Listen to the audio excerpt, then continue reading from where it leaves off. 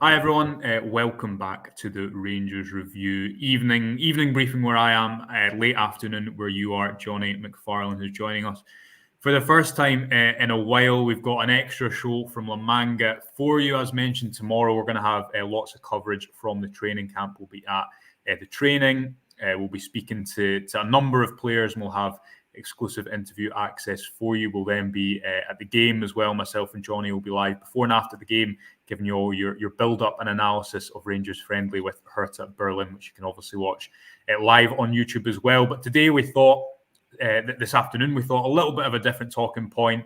The rumours and the news and the information in the January transfer window, Jonny, hasn't been flowing in the last few days, really since, the Batshuayi stuff a couple of days ago. So we're going to look through effectively Rangers 2023 signings, have a bit of fun, rate them, talk about some of the stats behind their performances, and then also, as it mentions in the title and the thumbnail, look a little bit, as Derek and I touched upon this morning, a little bit about the role, the job that Niels Koppen inherits, why Rangers have changed kind of tact or trying to change tact from their 2023 approach, why it's taken up until now, and what we'll hope Niels Koppen will be able to do in the future. Jonny, firstly, everyone will be dying to know how you're getting on and what's new. Well, first of all, I'm fine. I'm not as good as you because I'm not in La Manga. Yeah, I am in grey, miserable Glasgow.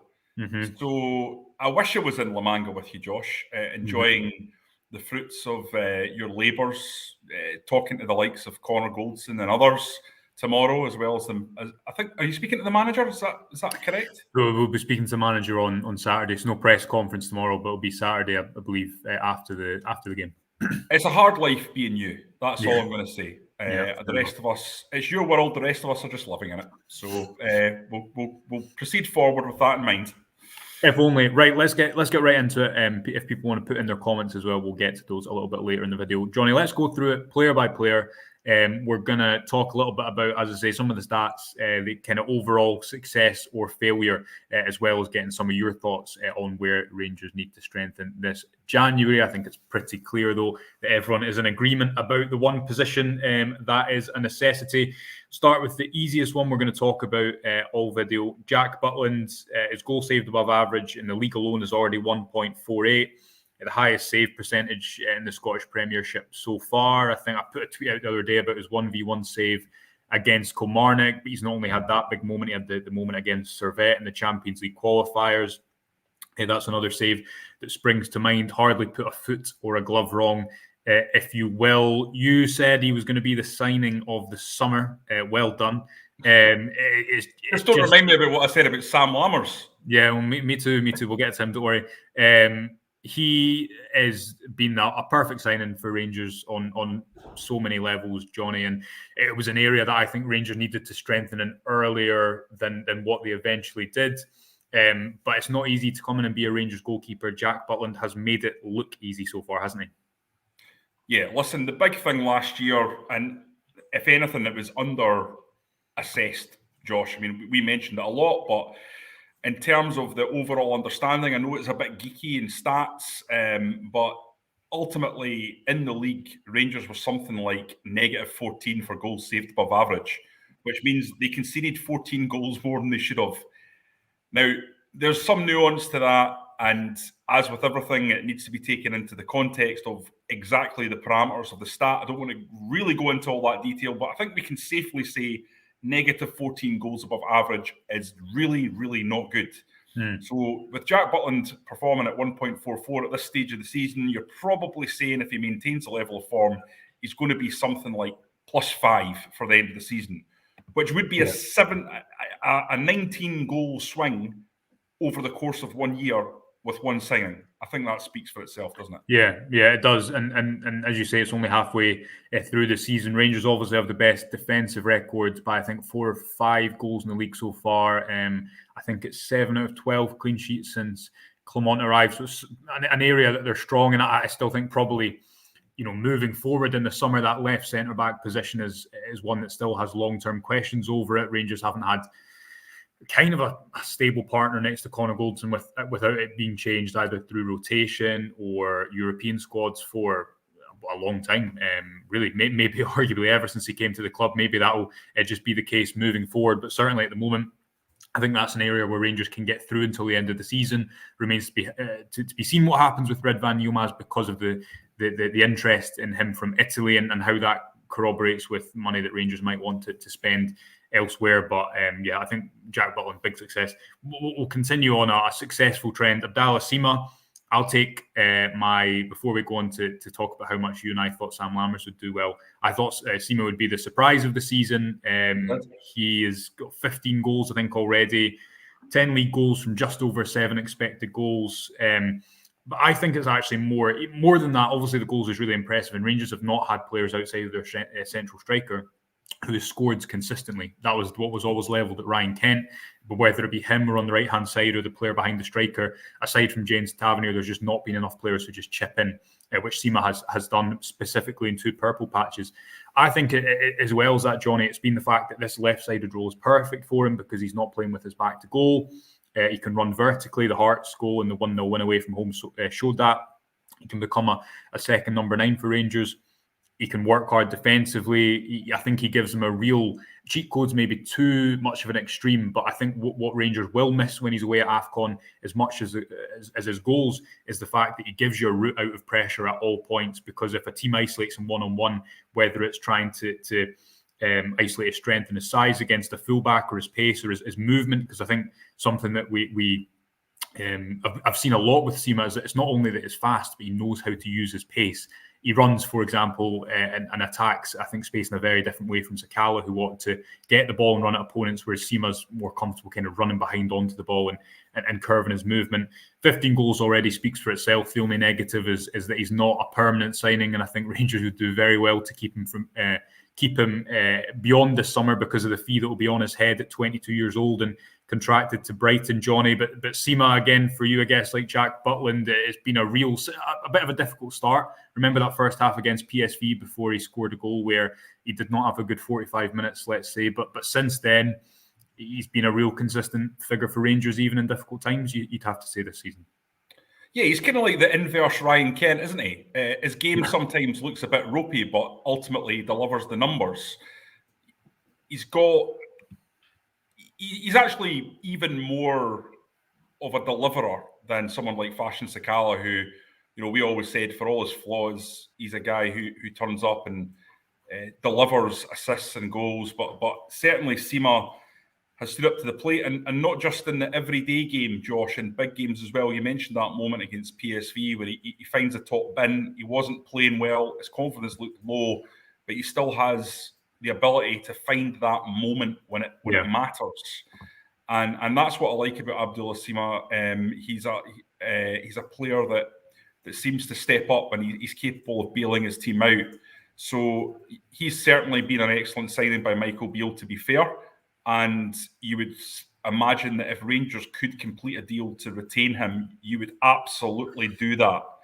Even if the cost was £7 or £8 million, I think you would want to secure him because he looks like he's worth potentially a lot more than that in the years ahead. If you were able to secure him to, say, a 5-year contract, that would be extremely expensive for Rangers, and I don't know where quite you would find that money from. But you understand what I'm saying here. That's the level of impact that he's had to score. What are we at? 14 or is it 15 now? 15 goals, 15 goals. 15 goals. You're on track for 25, if not more. To do that from the left wing, that's what Rangers have been crying out for literally 5 seasons in terms of matching the output that Celtic's wingers deliver. That's what he's done. So a terrific signing and someone you would want to keep around for sure. Kieran Dowell kind of disappeared for a few months and then came back in from the cold and performed very well against St Johnstone at home and then Motherwell away, where he scored the opening goal, a great strike from midfield.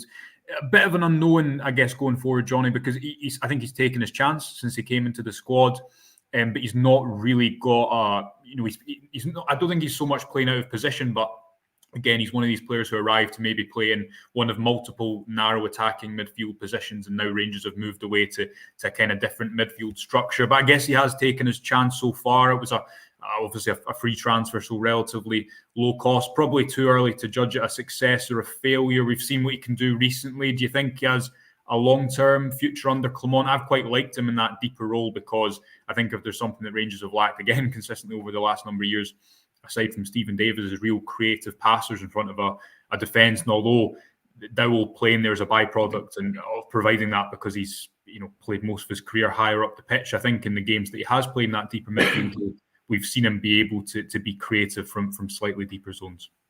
Yeah, I totally agree with that, Josh. I don't think Dowell was Michael Beale's idea of a first-team starter. You need squad players. And ultimately, I think that was always the idea, that Dowell come in and provide competition.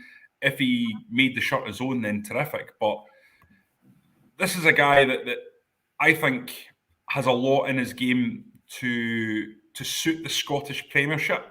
He's a big, tall guy. I think he's 6'1", Josh. He's no skinny malinky. He's well built. So for someone who has that ability to find the pass, who has that physicality, then actually in a league like ours, where the quality on the ball isn't necessarily the thing you see most often, to have someone who is capable of shielding it, who's capable of taking it a bit deeper, it might just suit him. And I would certainly say to have a guy as part of the squad who's capable of playing 10, who can play wide, who can play in the centre in the current system, he gives you options. I think he's an ideal squad player. So I quite like him as a signing. I think he's been unfortunate with injuries. He's been unfortunate with timings. He's been unfortunate with, obviously, the changeover of manager. Yeah. But I would not be looking to move on Kieran Dowell personally, I have to say. Speaking of players who have excelled being moved into a position that wasn't their first choice, shall we say, Dujon Sterling, he is a player who didn't see much football. He's played one Old Firm at left back, one Old Firm in centre midfield, and that tells you everything about his first 6 months at Rangers because he arrived as a right back. I think we can say that's a success, Jonny.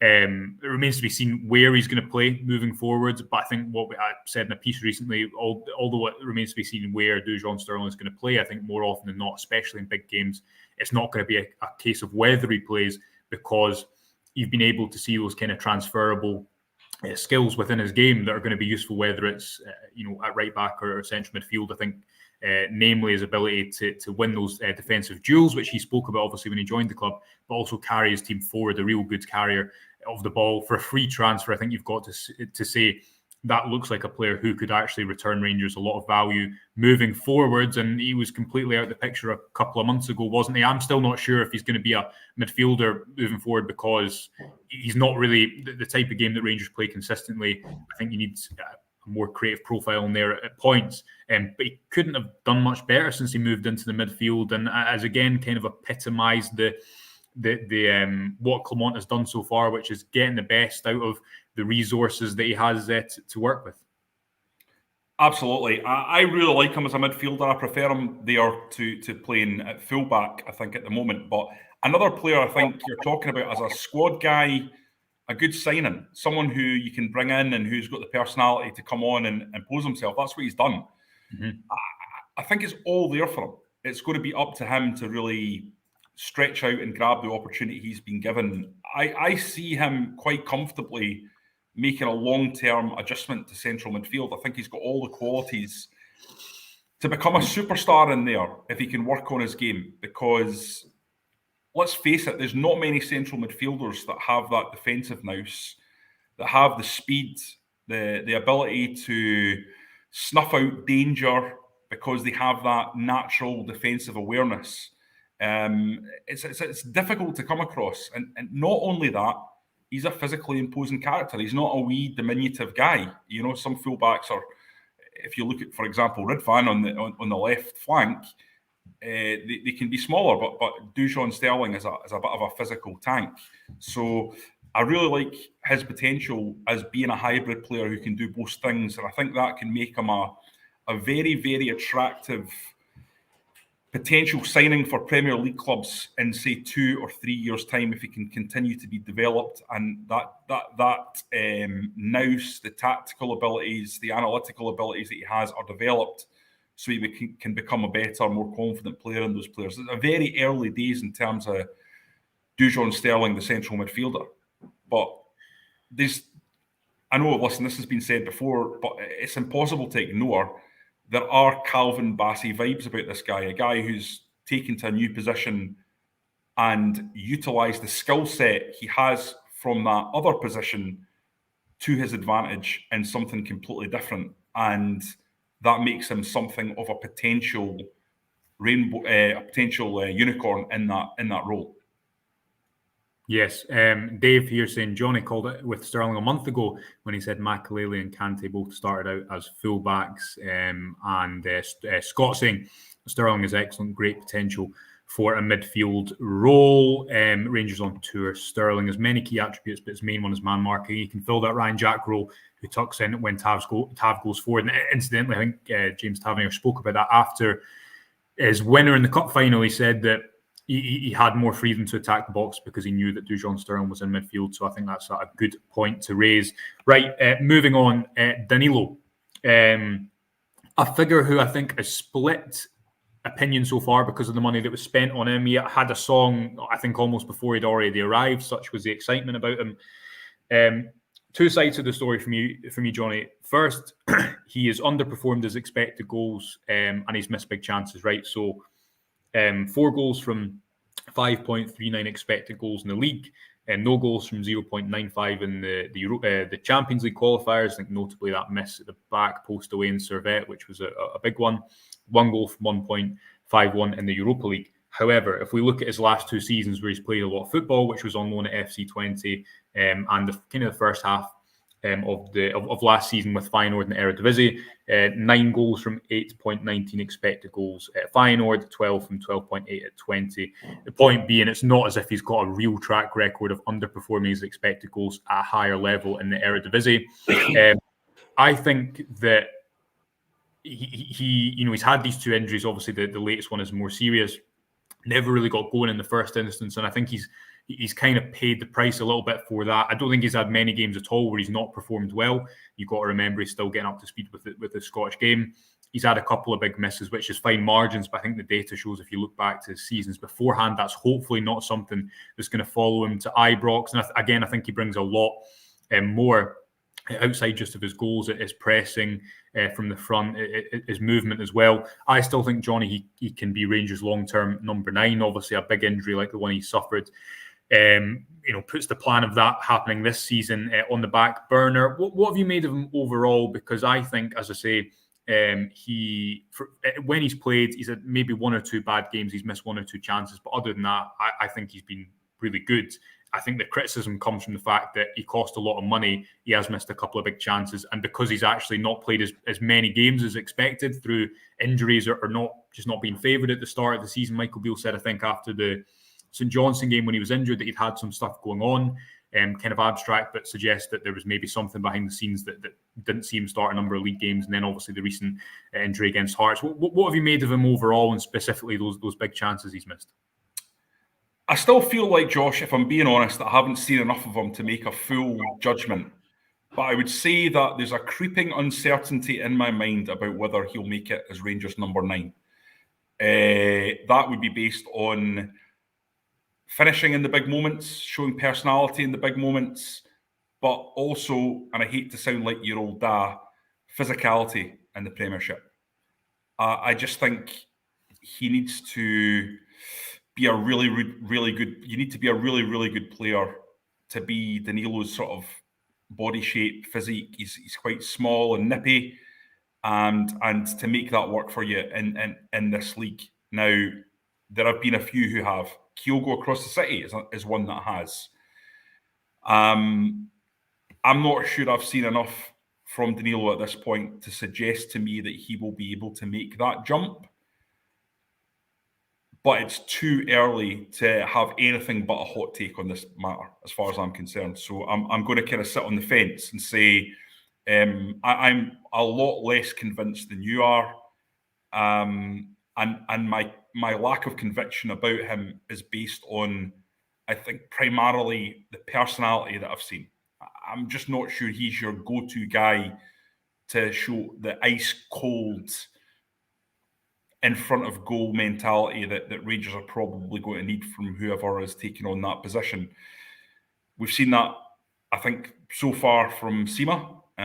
But Danilo, I'm not convinced at all. He's been really unlucky though, Josh. He's been really unlucky with injury. He's had obviously a horrible face knock when he's played against St Johnstone, and that's just really, really unfortunate. And then to go and get this this second injury, which, let's be honest, was, I mean, he put the video up. It was a nothing instant, wasn't it? Yeah. Something that happens all the time in a football game. It's just that luck that's followed him since he came to the club.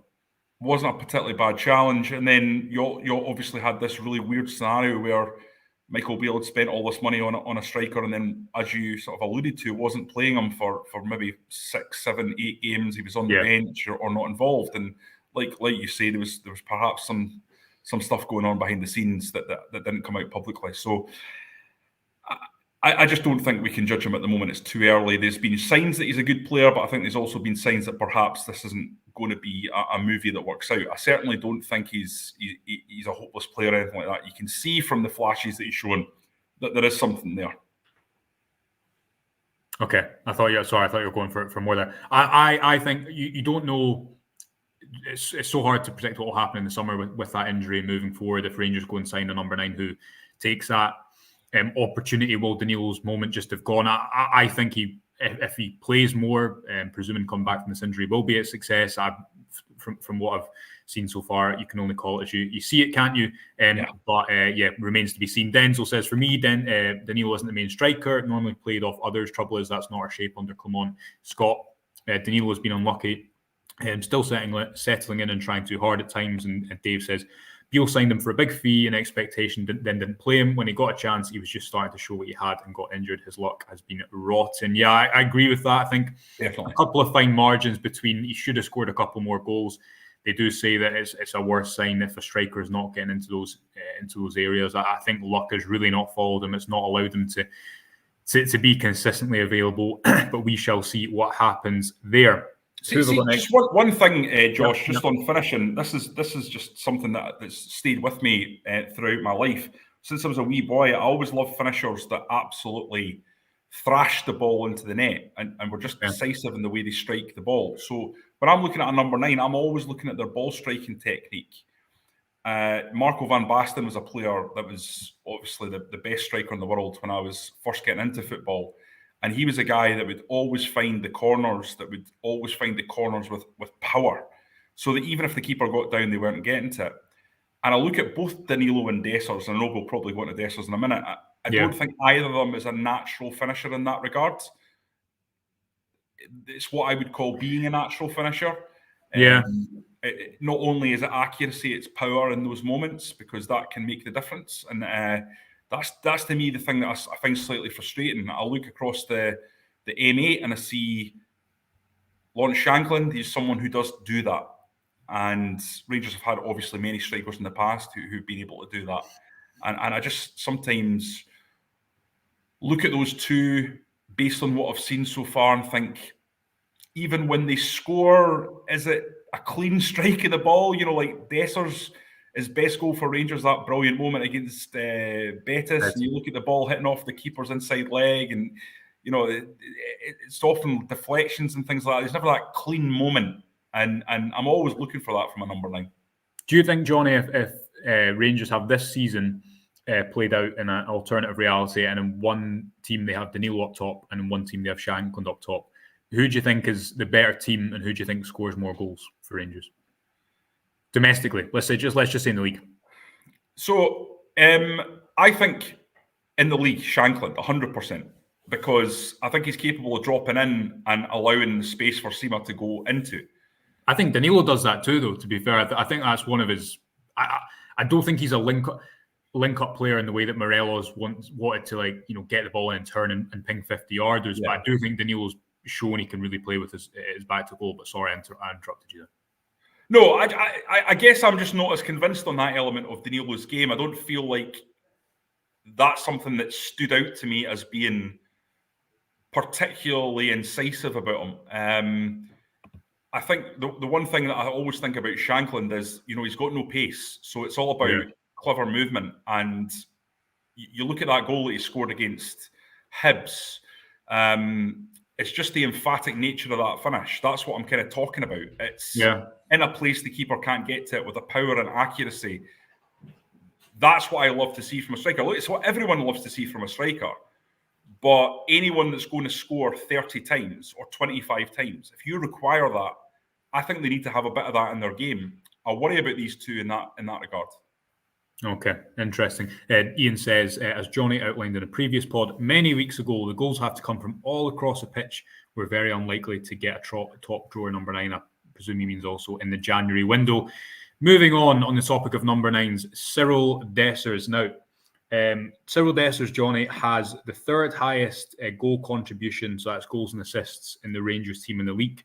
He's the 9th highest in the league in terms of goals and assists per 90, and has performed well on a kind of goals and assist number basis since Clement came to the club. However, if you watch the latest Old Firm game, if you watch other games, my opinion would be that Rangers need more quality. And this is, I guess, the real criticism of the recruitment. Where they have spent money, it has not got them over the line in these big games. After the Old Firm, I thought it was just the exact, as we discussed at the time, the exact same kind of as last season, where there's not all that much between the teams. I think Celtic have more quality in the middle of the pitch, and clearly they have an incisive player at the top end of the park. I think Kyogo scored 7 Old Firm goals in the 2023 calendar year. Rangers haven't spent money at the top end of the pitch. Now, Danilo's not played in either of those games. He came on as a substitute against Celtic in the 1-0 Old Firm defeat in September. But Rangers, especially Sam Lammers and Cyriel Dessers, that money spent has not got them over the line where it needed to be. And that's the main criticism of the recruitment going back, not just this season, but seasons before that. But that stat, Jonny, I think summarises that Cyriel Dessers has shown more than Lammers, which is probably why he's going to be around probably for the rest of the season. With his goals and assists kind of in run-of-the-mill domestic matches. But when it comes to the big moments, although he did that against Real Betis, he wasn't able to finish that chance, which is in the chance that could be so defining of this season away at Parkhead before the new year. I'm a fair in that summary that I think he's shown under Clement there was more to his game than when he first arrived, because he had a really difficult start under Michael Beale. But probably is not going to be the number 9 who's going to take you to the next level. Fair summary? Absolutely. I've said it from very early on. I just don't see it. I think he's a lovely big lad.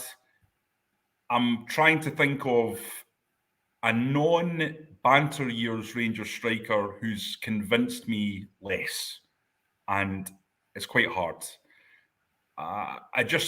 I'm not sure what's happened, because I read a number of scouting pieces by yourself, by other people who highlighted qualities that Dessers had that seemed to be very sensible for what Rangers would require. I don't think there's any doubt he works hard, he presses well.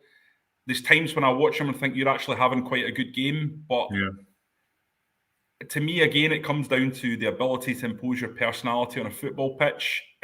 Growing up, I look back watching Rangers and how lucky Rangers were at that time to have players who just could do that in their sleep, impose their personality, find a moment. And guys like Lammers, guys like Dessers, I just don't know if they have that kind of intrinsic part of their game where they can stamp themselves in a big moment when they need to. And if you're going to play for a team that is always in the mix for trophies, where the fine margins are going to be traversed on a weekly basis, that you can get away with that. And we've already seen Sam Lammers obviously depart the club, and Cyriel Dessers, I can understand if there was a desire to keep him for the full season, because I don't think he's been terrible. I think you're talking about the goal contribution stats, but to me, that's one of those that comes under the category of there's lies, damned lies, and statistics. I think if you put most journeyman strikers in this Rangers team, they could come up with reasonably good stats because he's surrounded by good players. If you put Kevin Van Veen in there, for example, do you think he would have better or worse stats than Cyriel Dessers? And the thing is, Cyriel Dessers, let's not forget, cost the best part of £5 million. That's what this comment. I'm reading out a lot of Rangers on tour today, but he put in great comments. If Dessers was a free transfer, he'd be seen as a good signing, but the money we paid and the fact that obviously Rangers sold at Cholak had a lot more to overcome. And I guess that sums up its kind of perception, isn't it? Because it's such fine margins, and I know there's a big difference between Dessers not taking that chance and taking that chance. But look at the bill. It's much like we spoke about, Derek and I, with Sam Lammers, with the missing the 1-0 Old Firm game at the start of the season. If you look at Dessers' build up to that chance at Parkhead, he presses well to win the ball. He actually puts himself in a really good position to take the shot and get the angle because of the way that he puts it through the defender's legs.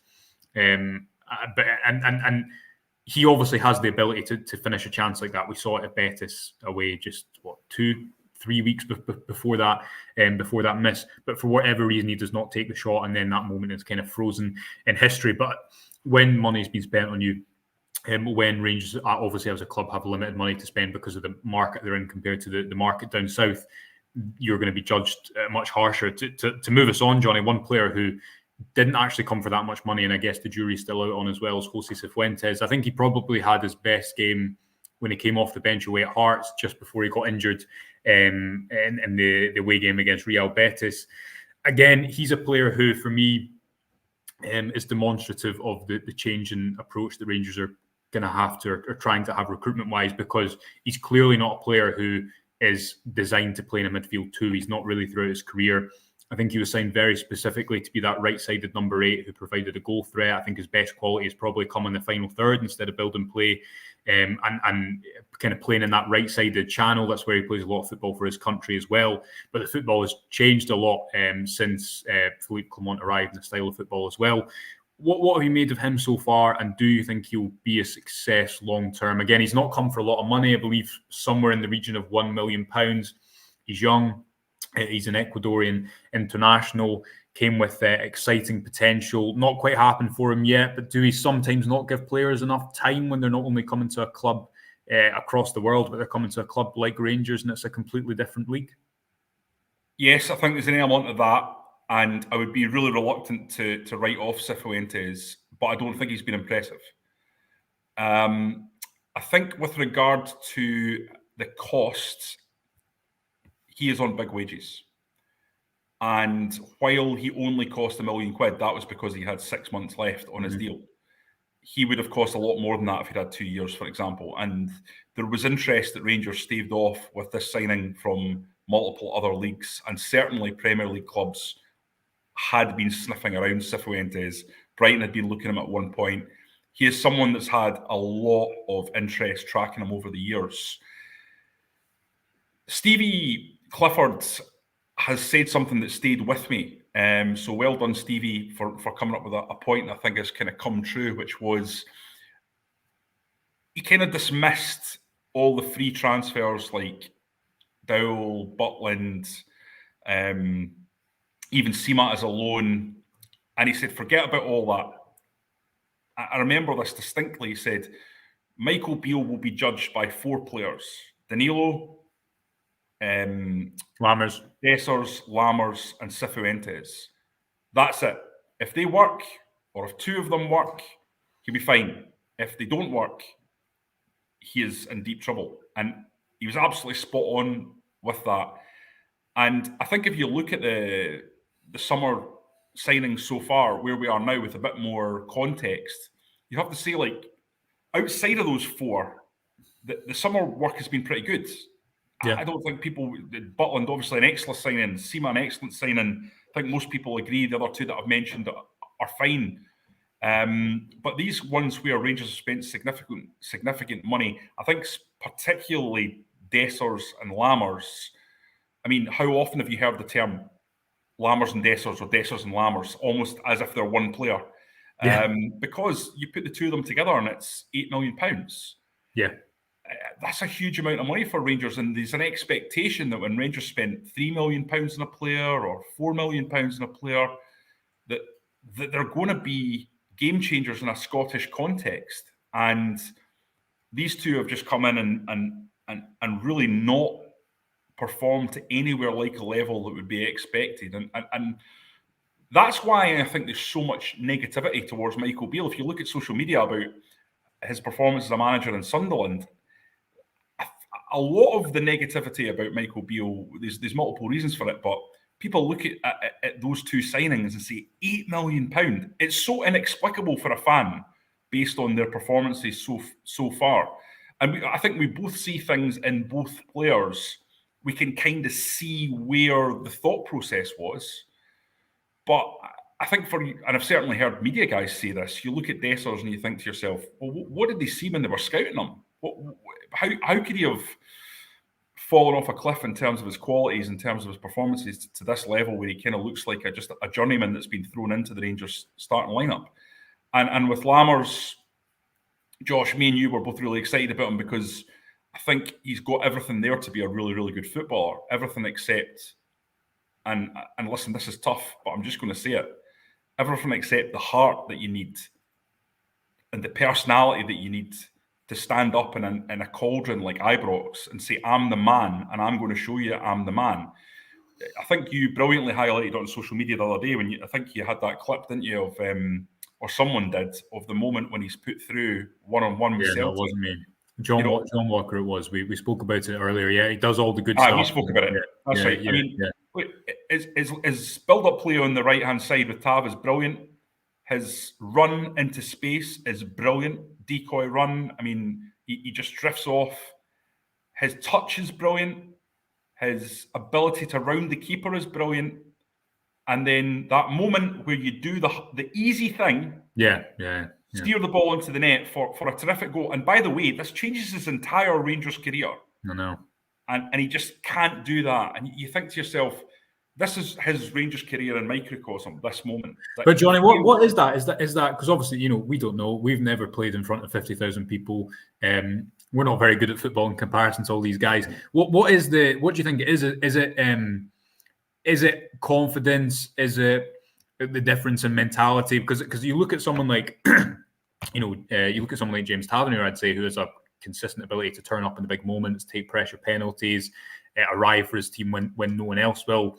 And you do wonder what is the difference between footballers at a certain level, footballers who maybe sometimes there won't be much ability between player A and player B, but is it just their mentality that allows them to, I don't know, thrive under pressure or excel when the going gets tough? Because you're right, there's such a small margin. Sam Lammers, I'm sure if he was given that opportunity in training, would finish it 9 times out of 10 or 10 times out of 10 based on actually how easy that opportunity is. But it becomes then a defining moment. And you're right, Rangers lose that game and it's looked back upon as a terrible miss instead of a fantastic goal when he actually had done all the difficult bits. But it must just be, for a player like him who's had multiple loan spells, maybe it's just confidence and the inability to actually do it in those difficult moments that then sees his Rangers career peter out as it has done.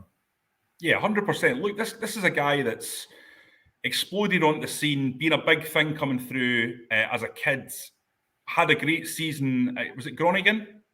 Heerenveen. Done great there, goes back to PSV. And before his feet even touch the ground, Atalanta, who are the number one team at this point in terms of picking up undervalued players and take them to Italy for 11 million euros or whatever it was.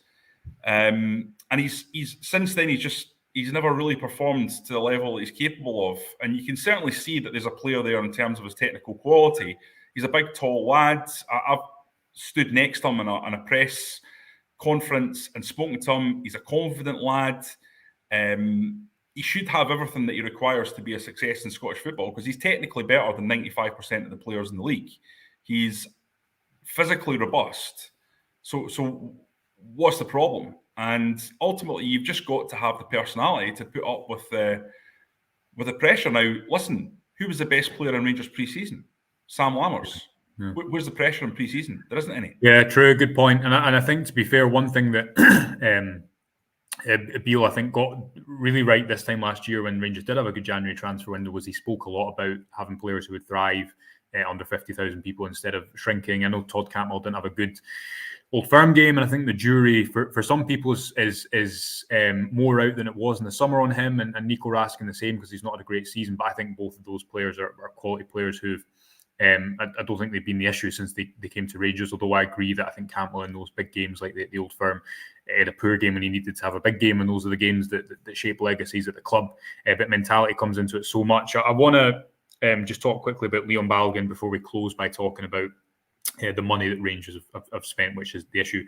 Balogun, not a long-term solution, but I think has performed really well actually for coming back into the club 2 years after he left. Has formed that partnership with Connor Goldson. Again, has that moment in the Old Firm, which sees him red carded, and there's a bad moment and kind of comes from. It's not a great pass from Goldson, but it's a mistake as well from Balogun to take that heavy touch and ultimately foul made as he goes through on goal. But for a free transfer, Jonny having come in as what looked like a fourth choice cover centre back and been out of the fold when really until Clement came into the side, he's done well, hasn't he? Yeah, I really like Leon Balogun, and I want to hold my hands up to something, Josh. I came on this video, and when he was let go, I said I thought it was the right thing for the club to do to create a pathway for Leon King. Totally got that wrong. Leon Balogun should have been at this club over a longer period of time. He should have been kept. He's a useful player. He's still good enough to play at this level. He's still good enough for this league. Now, I'm not saying Leon Balogun at 35 should be playing 50 games a season. I don't agree with that. Yeah. But I think Leon Balogun is not only a great character to have around the club, I think he's a good enough player that he can easily do 30 games or 25 games and be a really, really good positive force. He's still not slow. I'm not saying he's quite as quick as he was a couple of years back, but it's rare for a defender of his size to have that kind of heft in terms of getting about the pitch quickly. Yeah. And he's still no slouch. So, and I like him, Josh. I just like him as a character. I like the cut of his jib, and I think it was a mistake to let him depart. I don't think he's an expensive player, put it that way. I'm not saying he'll be short of a bob or two, but I don't think he's on 30 grand a week. So he was someone that I don't think should have been allowed to leave in the first place. Yeah. And I would not be surprised to see Rangers pick up more silverware this season. I've already said that I feel that'll be the case. And perhaps it's no shock that Leon Balogun has been around for silverware in every single season he's been at the club. Well, he started in both the cup finals the Rangers have won in recent years, the Scottish Cup and the League Cup, and a lot. When you speak to people, a lot is made of his influence behind the scenes. That can become slightly cliche, but take Beale for example. I don't think it's a coincidence he took him down to QPR and then back to Rangers. Most interceptions of any Rangers player in a league, I just think that shows the type of defender he is, which is proactive. And Josh, yep. We talk about personality. We've spent 10 minutes talking about personality. When I think of Leon Balogun, I think of a centre-back playing full-back against Kyogo Furuhashi and marking the guy out of the game. That's personality.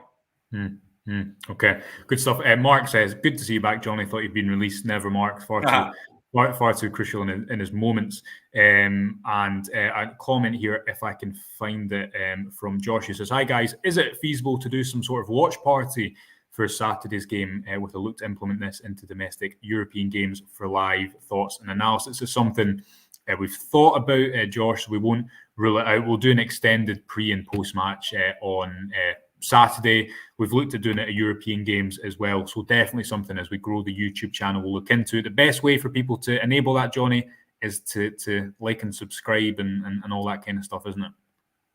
Yeah, absolutely. Just keep following us, guys. If you don't subscribe to YouTube, hit that subscribe button. It's a massive help to us. It'll give you notifications when we go live. We do a lot of videos like this just off the top of our heads. Just, okay, we're going to get together and do something. And it means that you get to know about it when it does. And it helps us in terms of getting more subscribers to the channel, and it drives more people to us. So please do that if you can. It's free. It is free, and subscribe to the website as well. Finally, Jonny, Niels Coppin has been appointed for a number of reasons. Rangers, we're led to believe, wanted to go with someone who didn't necessarily just have first-hand knowledge of the British market, but they want to try and tap into other markets around the world and get ahead of the competition a bit. I'm sure a lot of clubs want to do that, so they're going to have to do that well. Coppin comes with a good reputation, having been involved and led a number of exciting signings at PSV. A number of names such as the big one at the moment is Bakayoko, involved in that signing, heavily involved. We're led to believe. Chris elaborated upon that in his excellent piece yesterday. Rangers wanted to go for, again, a recruitment specialist instead of an overarching sporting director. Just to close, Jonny, you speak about the money that Rangers spent in the summer on Dessers and Lammers. If you look back to last season, Ridvan and Ben Davies, again, both players who I think have good quality, but neither, for whatever reason, have been able to nail down that left back and left centre back slot in the way that Goldson and Tavernier have done. So money, you'd say that when Rangers have spent that money, they would expect players to be first choice, and probably in Ben Davies' case or in Ridvan Yilmaz's case, be first choice and then have resale value moving forward. Rabia Matondo, again, had his moments at the start of the season, but you can't say over the course that he's been a successful signing. Cholak was a small fee, and obviously that was largely recouped. But then you look again at last season's signings, lower down the list in terms of money spent. Todd Cantwell, Nico Raskin, both good signings, but not where Rangers have spent a significant outlay. Tom Lawrence, a free transfer, has spent most of his time on the treatment table.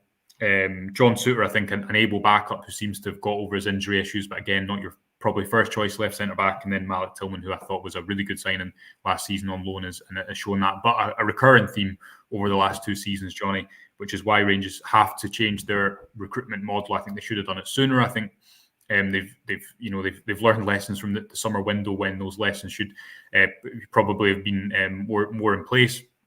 When they spend money, they have to spend it well. John Bennett said as much at the AGM. He conceded that they needed to fix recruitment. The player trading model needs to be something that's not just a one-off here and there, sporadic wins, but needs to be consistent wins. And that's Coppin's real task, as we say in the thumbnail, is not only finding good players, because Rangers, if you look back to the summer window, actually do have some success stories.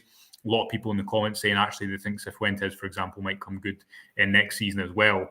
It's where they've spent money that's not been a success, and that's the quality that you need to get you over the lines. Because players like a Dowell, for example, may have a part to play as a squad player, and I think has shown that. But you need the players that you spend a lot of money on, whether it be consistency in the left-hand side of the defence, or crucially, players who are going to score goals and decide matches like that tight Old Firm before New Year. That's where Rangers need to get it right moving forward under Niels Coppin. 100%, Josh. I think they need to be more creative, and 100% that is the case. They're aware of that, and they have to start looking at markets that are a little bit more amenable to a club with Rangers' budget. There's been an obsession almost, I think, under especially Steven Gerrard and previously to that with trying to go to England and pick up bargains there. And listen, people will point out that you can get bargains because Calvin Bassey was turned over, Joe Aribo was turned over. But I think it's incredibly difficult to go and do that from England because there's so many clubs down there of a reasonable size. You look down in the Championship and League One, you've got, I think, Derby are in League One, aren't they? I mean, that's a club that gets 35,000 every week. So there's so many huge football clubs down there, and they're all well-resourced because of the way the television money is, even down in the Championship level and below. The EFL gets an incredible deal in comparison to the Scottish Premiership, for example. So, I mean, I remember I think 5 or 6 weeks ago, I brought this up to Philippe Clement and said, Brexit, people have their opinions on it, but one of the things that it's going to mean is it's going to be easier for Scottish football clubs to go out and pick up players from the likes of South America, from the likes of Africa. Is that something you're planning to do? And he said, that's a very, very good question, but I'm not going to answer that. So I took that to mean that Rangers are indeed going to shop in a pond where there might be better value. And I know for a fact that one of the reasons that Niels Coppin got the job was because he has a vast network. It's not just the United Kingdom and Central Europe. It goes deeper than that. I think the club saw that as a real boon. You look at Ange Postecoglou and what he did for Celtic with the Asian market, and that shows you there's players out there who can adapt to Scottish football at a market price that is reasonable. And I think there's many more markets out there than just Japan. Rangers need to start exploiting that more readily, and hopefully we'll start to see that. Now, one market that people might be wondering if Rangers are starting to exploit is Africa, because South African player from AK Sirius, a playmaker called Tashreeq Matthews, has been linked today, but we're told that's not on the agenda. There's no truth in that. So there you go. That's one for you. Chris Jack has WhatsApped us. Yeah, there you go. If we know anything of that, then that means something. A couple of comments about the WhatsApp channel. There's a new WhatsApp channel coming. Don't worry, that's in the works. One of many things that we are working on in Rangers Review headquarters that will be addressed when I'm back from my jaunt in La Manga. John, anything else before we wrap up for the evening? No, not at all. Happy with that, Josh. I think we've gone through that summer business. To be fair, it doesn't look as bad now in January than it did in October, does it? No. And that comes down to the fact that a new manager's come in and reinvigorated the squad, and a lot of these players that we would have written off before are now looking like they've got a wee bit of potential, and we're starting to see how they could perform in a really well-organised, well-coached side, because that's what it looks like under Philippe Clement. And hopefully that means that there's not quite the level of surgery that we've seen in previous years over the next 12 months, Josh, because, as we've already kind of touched on, you can't continue to see Rangers be this kind of chaotic club that goes out and brings in 10 every summer. It's just not. It's not tantamount to success. It doesn't bring success. It'll only bring continued flux.